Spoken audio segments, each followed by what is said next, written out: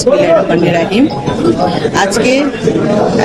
আজকে আমাদের জন্য একটা আনন্দের দিন, কারণ আমাদের প্রবাসী ভাই বোনদের দীর্ঘদিনের একটা প্রত্যাশা ছিল যে ম্যানচেস্টার থেকে সরাসরি সিলেটে ফ্লাইটটা যেন আবার চালু হয়।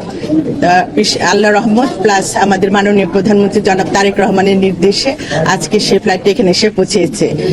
এখানে যারা আছেন তারা সবাই জানেন যে সিলেটবাসীর প্রতি একটা আলাদা, আমাদের মাননীয় প্রধানমন্ত্রীর একটা আলাদা কিন্তু একটা সব কর্নার আছে, এবং সেই সাথে সাথে আমরাও সেই সব কর্নারের মধ্যে চলে এসেছি। যদিও আমার বাড়ি সিলেট না, কিন্তু আমি এখানে সিলেটবাসীদের ভালোবাসায় আমিও আপনাদের প্রতি একটা মায়া মমতায় জড়িয়ে গিয়েছি, এবং এখানে আসলে পরে খুব ভালো লাগে যে সিলেটের এই বিমানবন্দরে আমাদের প্রবাসী ভাই বোনরা এখানে আসেন, তাদের দেখেও ভালো লাগছে।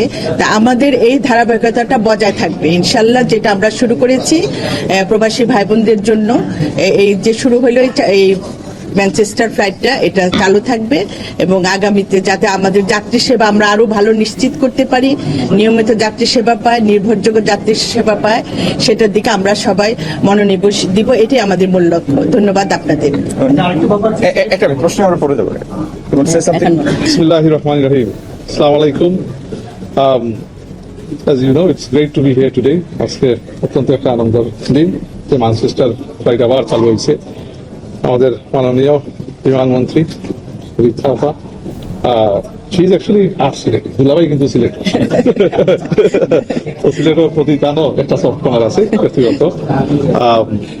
বেসিক হইল আমরা নির্বাচনের আগেও যখন আমরা আমরা বিভিন্ন পর্যায়ে প্রবাসী কমিটি নেতৃবৃন্দ এবং প্রবাসীরা আমরা যোগাযোগ করলাম, দলীয়ভাবেও আমরা কিন্তু এটা দরিয়া তুলছি যে ম্যানচেস্টার ফ্লাইটটা যাতে অ্যাটলিস্ট নেক্সট নির্বাচিত সরকার দেয়, এই ডিসিশনটা রাখিয়া যায় নাকি, ইন্টারিম সরকার যাতে না নেয়।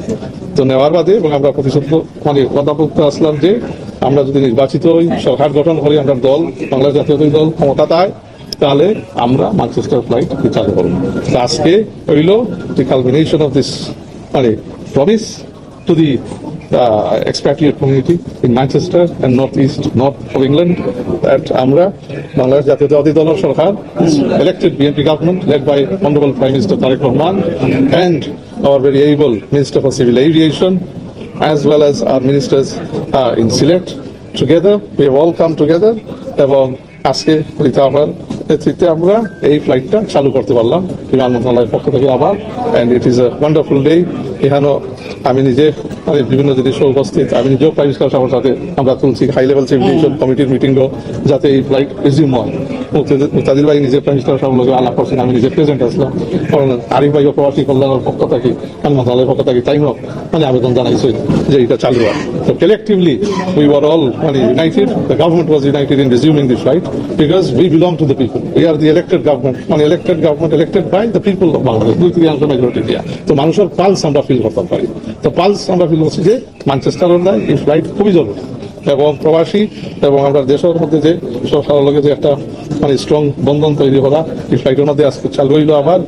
ইনশাল্লাহ আপনারা আইবা, খালি পর্যটক হিসাবে হলিডে হিসাবে নয়, আপনারা ইনশাল্লাহ বাংলাদেশে আইবা, নিরাপদে থাকবা, ইনভেস্টমেন্ট করবা, আমরা সহযোগিতা সবসময় আপনারা দেয় অবত থাকবো, এবং ইনশাল্লাহ আওকা দেশের যত পারেন কোনো আইবা পরিবার পরিজন লইয়া ইনশাল্লাহ আমরা আপনারা সহযোগিতায় আছি। আসসালামু আলাইকুম।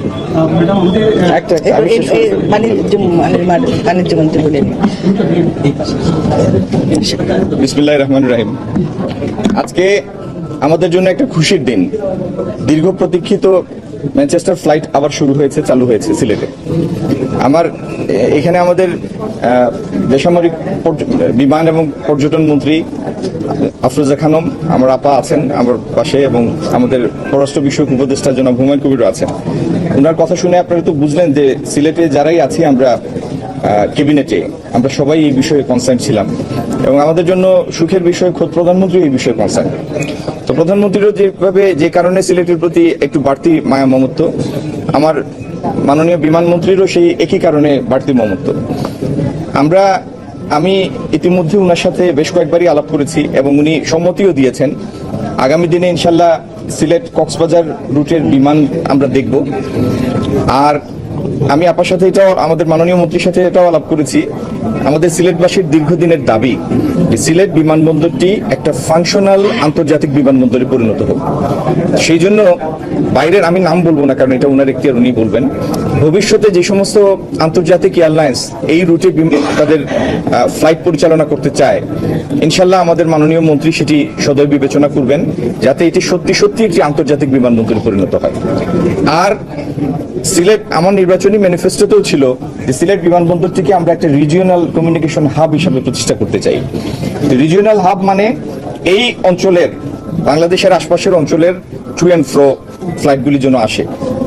তো সেই জন্য যদি আমাদের দুই দেশের সম্পর্ক ওই উচ্চতায় উন্নীত হয়, আমাদের ইচ্ছা আছে কোনো এক সময় গুয়াহাটি রুটে এবং অন্যান্য রুটে সিলেট থেকে যেন সরাসরি বিমান যায়। আমাদের আন্তঃরাষ্ট্রীয় সম্পর্ক, সাংস্কৃতিক যোগাযোগ, ব্যবসার যোগাযোগ, ট্রেড কমিউনিকেশন সব যেন উত্তরোত্তর বৃদ্ধি পায়, এই লক্ষ্যে আমাদের প্রচেষ্টা চালু থাকবে। ধন্যবাদ সবাইকে। ম্যাডাম, শুনছি কি আমাদের মন্ত্রী মহোদয় বলছেন যে সিলেট কক্সবাজার ফ্লাইট ছিল কিন্তু চালু, কিন্তু বন্ধ হয়ে গেছে, কিন্তু কবে নাগাদ আবার পুনরায় চালু করার ব্যাপারে আপনার পরিকল্পনা? আচ্ছা, যেটা আমার সাথে মাননীয় বাণিজ্য মন্ত্রীর সাথে যে আলাপ হয়েছে, এটা নিয়ে আমরা অলরেডি কাজ শুরু করছি। আমরা চাচ্ছি যে যত দ্রুত পারি এটা চালু করার চেষ্টা করবো।